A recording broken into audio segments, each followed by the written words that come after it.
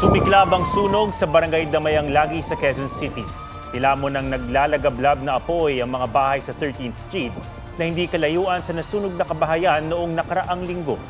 Dahil gawa sa light material sa mga bahay, mabilis na lumaki ang apoy at inakyat ang sunog sa ikalawang alarma. Sa ngayon, fire under control na ito. Patuloy na inaalam ang sanhi ng apoy at halaga ng pinsala.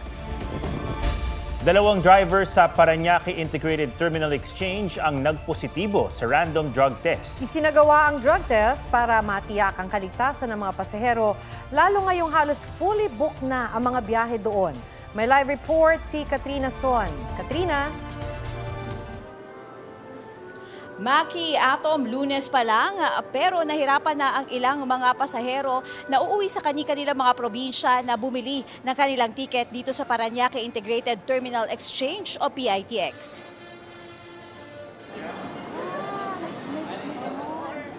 Alas 9 pa ng umaga, dumating na sa PITX si Tess Mendoza. Pero ang nakuha niyang tiket para sa air-conditioned bus, panggabi na. Nakuha ko pong ticket is 7 p.m. Punuan po, kahit maghihintay, kinuha ko na lang po.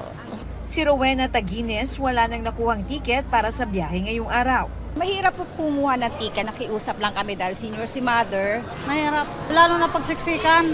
Puno na rin hanggang hanggang Miyerkules yata. Ayon sa pamunuan ng PITX, halos fully booked na ang mga biyahe kaya mas maganda raw na magpa-reserve ng mga tiket. Meron tayong mga naka-standby na additional buses at ang LTFRB nangako na mag-i-issue ng mga special permits kung kinakailangan. Nag-ikot na rin dito kanina umaga ang LTO, LTFRB, MMDA, PNP at DICT.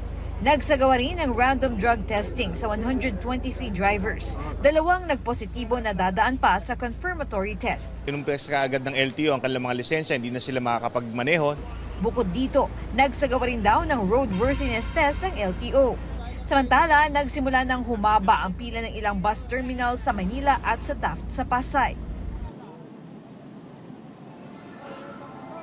Maki, Atom, as of 9 p.m. nga kanina ay umabot na sa mahigit 127,000 ang mga pasahero na nagpunta rito sa PITX. Maki, Atom? Maraming salamat, Katrina Son. Matapos ang 4 na sunod na linggong rollback, malakihang taas presyo sa mga produktong petrolyo ang ipatutupad bukas. Semana Santa pa naman at maraming bibiyahe pa probinsya. 1 peso and 40 centavos ang dagdag sa kada litro ng diesel, mahigit 2 pesos naman sa gasolina at mahigit piso sa kerosene. Base sa datos na nakalat ng GMA Integrated News Research, kalimitang tumataas ang presyo ng petrolyo bago at tuwing Holy Week. 11 beses itong nangyari sa Metro Manila mula 2005 hanggang 2023. Dismayado ang ilang pasahero sa Manila North Port Terminal matapos makansela ang kanilang biyahe. Inaasahan namang aabot sa 1 milyon ng pasaherong daragsa sa NAIA ngayong Semana Santa. May report si Marisol Abduraman. Mula check-in counter, x-ray machines, toilet, hanggang pre-departure area ng NAIA Terminal 3, inikutan ng mga opisyal ng DOTR at MIAA. Kumusta naman ang check-in experience? Pabilis? Yes po, nag-ano na po kami. Online check-in? Oh. Inaasahang nasa 1 milyong pasahero ang dadaan sa NAIA ngayong Semana Santa, departure man o arrival. Inaasahan na mas mataas ang bilang ng pasahero ngayon kumpara sa ilang nagdaang taon. Hindi na natatakot umupo. Hindi, wala na sure. Pag nag-start na yung private sector, no? Lalo pong papagandahin yung mga facilities natin. Kasama sa aayusin ng traffic papunta sa NAIA 3 na kailangan ng direct access mula sa Skyway at ang pagdaragdag ng immigration counters. Kung sa NAIA maayos pa ang sitwasyon, sa Manila North Port Terminal may ilang nakansilang biyahe. Bigla-bigla lang po, doon ko lang po din nalaman na nagbago pala nung 29 nung dumating na po kami dyan sa labas. Ibig sabihin, Biyernes Santo na sila makakaalis ng Maynila. Problemado sila dahil sapat lang ang kanilang budget. Sabi ng Philippine Ports Authority sa shipping company, pwede ang 100% refund o di kaya rebooking pero March 29 pa rin ang biyahe. Kung talagang wala namang option, baka po pwede na sila ay magre-route muna. Ngayon hanggang bukas daw ang inaasahan ng PPA na dagsa ng mga pasahero. Marisol Abduraman, Nagbabalita para sa GMA Integrated News. First time magtatambal sa pelikula ng real-life couple na sina Jeneline Mercado at Dennis Trillo. Tungkol saan kaya ang istorya kung saan nakarelate nga ba si Dennis? Alamin sa report ni Aubrey Carampel. Sana si Dennis makatrabaho sa isang pelikula. Tila na-manifest ang dream collab ni Kapuso Ultimate star Jeneline Mercado. Makakasama niya kasi ang mister at Kapuso drama king Dennis Trillo sa upcoming romantic comedy film na Everything About My Wife, ang Philippine adaptation ng isang Argentinian film. Masaya siya kahit na tungkol siya sa mag-asawang nag-aaway. Pinamigay niya yung asawa niya. Nakaka-relate ka ba dito? Oo. Hindi. Mag-usap tayo mamaya pag-uwi. May ipapakita raw nila dito ang kanilang fun dynamics as a couple. Kapag walang trabaho, bonding daw nila ang pagsakay ng big bikes. Nitong weekend na out of balance si Jen sa madulas na daan. Nakakabigla dahil first time namin ma-accident. Yung ulo ko tumama sa floor pero naka-helmet ako, naka-gears ako, protected yung buong katawan ko. So, I'm very thankful na walang major na nangyari sa akin. Aubrey Carampel, nagbabalita para sa GMA Integrated News.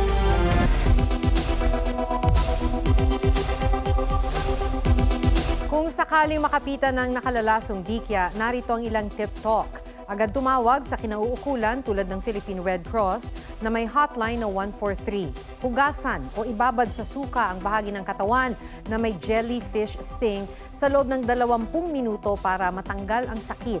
Alisin ang mga naiwang galamay ng jellyfish kung meron man. Kung walang mainit na tubig, mag-apply ng cold pack sa bahagi ng dinikitan.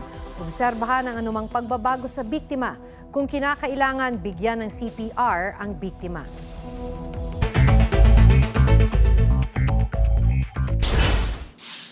Pertussis o whooping cough outbreak idineklara na rin sa Iloilo City kasunod ng pagdami ng mga kaso nito sa lungsod.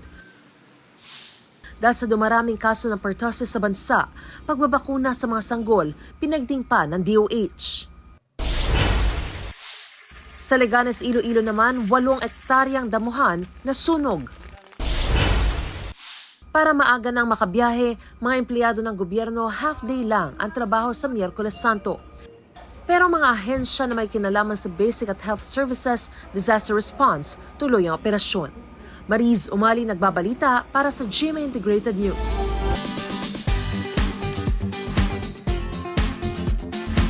Isa sa mga dinarayo sa Sagada ang sikat na pottery making na pwedeng hands-on na masubukan.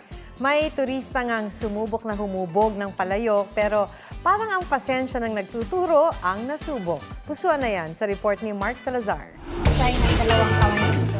Tara't alamin ang basics ng pottery making. Okay. Dito. 2 thumbs sa the middle. We will push them both slowly. Straight down but not through and through. Kasama ang Inglesera yung Nanay Teresita at ang ganda-gandahan na si Teacher Erap. Separate natin. Huwag mong itusok. Kabado, malala. Si Teacher Erap hirap na hirap. Ang hirap kong hilain ng kamay mo kasi matigas. I-relax mo lang. I-relax mo. Ito ang nakakaaliw na tutorial moment kay Erap Gutierrez. Ang pottery making sa Sagada talagang sinadya pa nila para hands-on itong ma-experience. Pero kung gaano kahinhin itong si Erap, gano'n naman katikas ang kanyang mga kamay. Hindi naman daw galit si nanay. Ba't kumaganyan? Pero trust her way. 2 dekada lang naman niyang kabuhayan ang paghuhulma ng mga clay. Oh, yan. Nakarelax siya. Very good. Good job. O, di ba? Slay. Mark Salazar, nagbabalita para sa GMA Integrated News. Yan po ang State of the Nation. Ako si Atom Araulio para sa mas malaking misyon. Para sa mas malawak na paglilingkod sa bayan, ako si Maki Pulido mula sa GMA Integrated News. Ang News Authority ng Pilipino. Mga kapuso, alamin ang State of the Nation. Mag-subscribe sa GMA Integrated News sa YouTube. Sa ating mga kapuso abroad, samahan nyo kami sa GMA Pinoy TV at sa www.gmanews.tv.